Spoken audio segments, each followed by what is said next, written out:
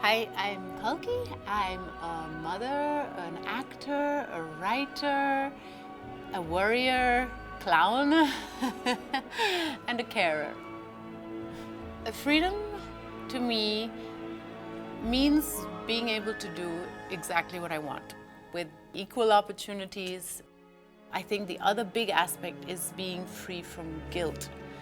And that's something I've learned as a mother, to not feel guilty when you're at work away from your child, to not feel guilty when you're at home with your child and away from work. I think my independence has come from having parents who had a very large spirit of adventure. My father was making hang gliders and jumping off cliffs for a living. And my mother introduced me to figures of history like Joan of Arc or Simone de Beauvoir. I had this combination of both intellectual and physical freedom. Right now, the book that I'm reading is by Jessica Chan.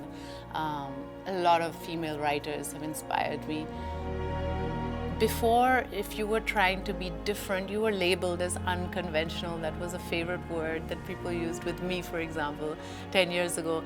But today, everybody is unconventional. There's so many female directors, female camera women. When you have the female gaze within the professional community, you're getting a different voice. You're getting a different perspective into the same story.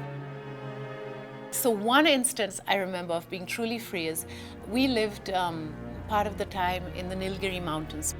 And I remember when I was about 13, and one day my mom said, take the dogs and go. You can go on your own.